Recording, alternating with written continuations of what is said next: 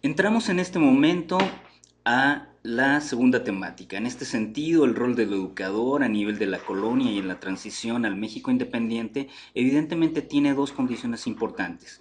En primera, el conocimiento está pletórico de condiciones dogmáticas y deterministas de la forma en que la educación debe ser trascendida a través de diferentes círculos o grupos de personas. Igualmente, la educación, si bien es cierto, tiene esta inspiración de orden eclesiástico y dogmática, también se abre a nuevos paradigmas y en este sentido la aproximación empírica y la búsqueda científica de una serie de criollos dentro del México independiente van a fraguar un nuevo modelo educativo. Este nuevo modelo educativo va a tener evidentemente también una transición hacia la depuración de lo que había sido el pasado eurocolonial con las condiciones del México independiente y de lo que implica rescatar históricamente las condiciones de México.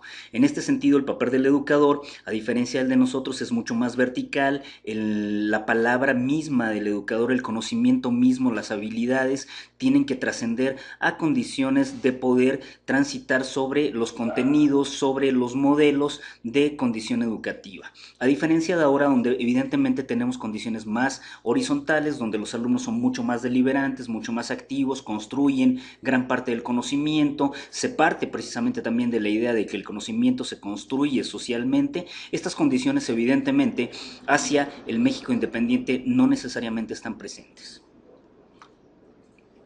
Es importante en este sentido también pasar a las condiciones de la verticalidad de los usos educativos. El maestro o el profesor traduce sus condiciones a través de exponer un conocimiento que no siempre es criticado, que no siempre es sometido a juicio, y esa es una condición importante, porque evidentemente la reproducción del Estado o las reproducciones de orden social se convierten en verticales, se convierten en hegemónicas, es decir, el pensamiento que tiene el Estado, que relabora los circuitos políticos, educativos, culturales, sociales, tienden a ser lineales. Hay poca crítica. No quiere decir que no exista como tal, pero es mucho menor al contenido que tendríamos en este momento en esta sociedad donde evidentemente las cosas se someten a juicio, se reelaboran, se reconstituyen o se reconstruyen de diferente forma. Debemos tener en cuenta que las condiciones educativas no siempre fueron transitadas por condiciones formales, es decir, no siempre el conocimiento formal o instituido como formal es el único que ha trascendido a nivel de las formas cognitivas. También han existido una serie de grupos, por eso este tema tiene que ver con las tertulias, con los circuitos literarios y las sociedades secretas. ¿Qué queremos decir con esto? Habitualmente gente intelectualmente preparada se percató que el conocimiento formal no siempre se abordaba de la mejor manera para explicar la realidad. Por lo tanto, lo que surgía eran condiciones de cofradías o condiciones de círculos literarios en donde se profundizaba y se salía de los esquemas y se salía de los candados formales. Entonces, cualquier tipo de conocimiento era posible someter a juicio, era posible criticarlo, era posible reelaborarlo y crear evidentemente una línea de entendimiento, una línea cognitiva de desarrollo social. Esto no fue nuevo, en América venía desde Europa, en Europa se habían dado este tipo de condiciones donde de repente las tertulias, los cafés, las organizaciones dentro de inclusive una misma fiesta podían dar paso a la construcción de ciertos conocimientos y someter a juicio lo que estaba. Es decir, tenemos un paradigma en primera instancia teocéntrico en donde Dios es el centro del universo y explica per se las condiciones de desarrollo humano y después pasa lo contrario, es decir, el hombre se da cuenta que puede ilustradamente reconstituir el conocimiento, recrearlo y brindar alternativas de desarrollo humano para explicar mediante las formas terrenas sus propias condiciones de desarrollo. En este sentido, evidentemente, estos círculos de desarrollo literario, de desarrollo científico, técnico, de desarrollo social, empezaron también a penetrar en las formas laicas de la educación. Estas personas también se vincularon finalmente a condiciones que permitían jugar con el conocimiento empírico, que nutría al conocimiento científico, que nutría nuevas teorías, que generaba condiciones paradigmáticas diferentes. Y por último, me parece que en esta temática tenemos algo muy importante.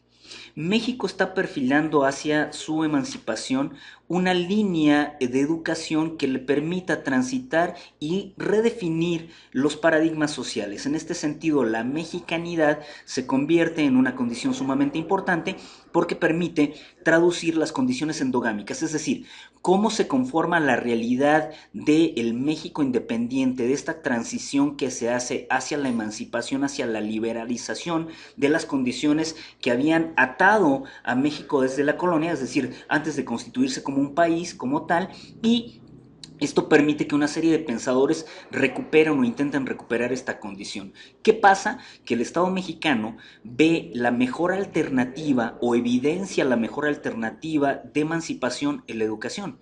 Es decir, si yo soy capaz de trascender a través de los círculos educativos, evidentemente puedo hacer que la población perciba una realidad distinta. Y esa es una condición de poder, es una condición de control social que se va a traducir hasta nuestros días. No para en la época de la emancipación temprana, sino que se traduce hasta los días que vivimos actualmente. En este sentido, una serie de pensadores como José María Morelos, José María Luis Mora, Valentín Gómez Farías o Lorenzo de Zavala empiezan a transitar, a depurar esta condición. Se sabe en este caso que en cuanto a Morelos, transita con un documento muy importante que son los sentimientos de la nación, en donde empieza a perfilar precisamente la depuración de lo que había sido el proceso de emancipación, el proceso de independencia y lo mexicaniza. Eso es lo que hace, es decir, el discurso y el debate es, no podemos transitar hacia la emancipación sin una verdadera educación, sin contenidos culturales, sin contenidos sociales que definan qué somos, cómo nos vemos, cómo nos percibimos a nosotros mismos para construir una identidad que permita finalmente encauzar al país. En este sentido, la serie de pensadores van a tener sus matices, pero hay una comunión importante. Está en este momento presente el sentido liberal histórico de la educación y liberal histórico de la política. ¿Qué quiere decir esto?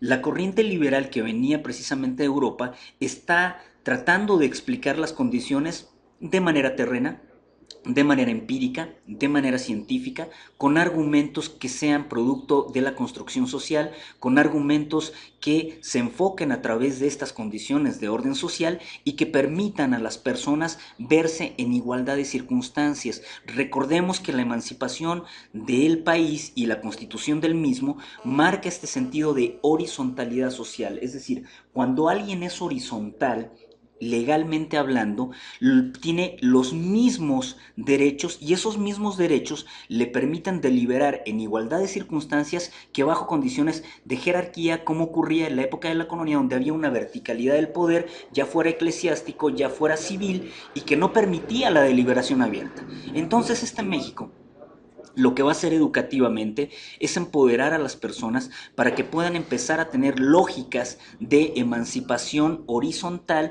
donde las personas se vieran como iguales. Recordemos que había importante en la colonia un sistema de castas, ¿no? Que es la estratificación social importante, en donde las personas no valían lo mismo dentro del desarrollo social.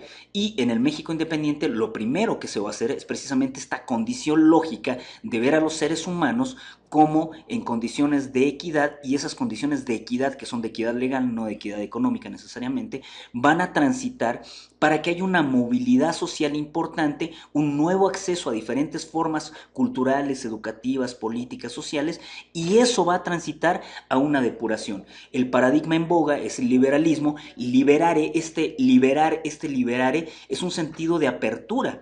Es un sentido de apertura cognitiva, científica, educativa, cultural, social. Es decir, es esa la condición de fondo y es una condición no menor porque permite finalmente construir nuevas estructuras. Si visualizáramos dentro de la materia las condiciones que tienen que ver con la educación, precisamente la educación se basa en un nuevo paradigma.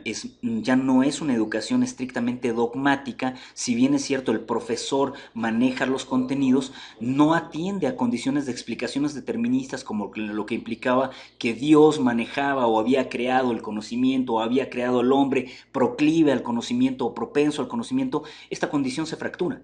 finalmente se va a fracturar y como verás en futuras unidades del programa, Juárez, por ejemplo, don Benito Juárez, lo que va a hacer es marcar el laicismo, ¿no? El laicismo como parte de la nueva Trinidad. En vez de ser una Trinidad de orden teológico, la educación se va a convertir en laica, plural, gratuita, abierta. Va a haber un nuevo sentido de entender el proceso educativo y el Estado mexicano va a fraguar, va a construir su desarrollo en base a esa lógica. Es decir, yo necesito un país que sea capaz de transitar por la educación para que pueda finalmente entender las estructuras del desarrollo del mismo. Si tengo un país ignorante, evidentemente esto no se va a dar. Ahora, hay que entender algo muy importante. Si nosotros tratáramos de ubicarnos históricamente en el escenario que estaba presente en aquella época hacia la constitución de la emancipación del Estado mexicano, lo que es el siglo XIX,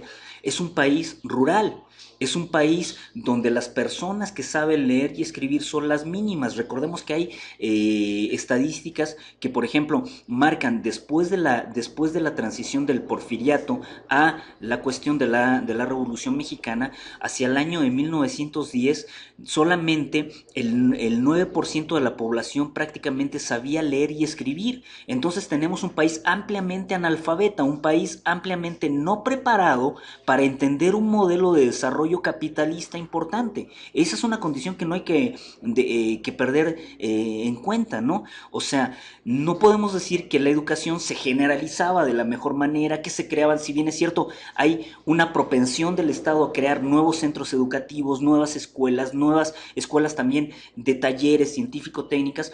Esto es limitado.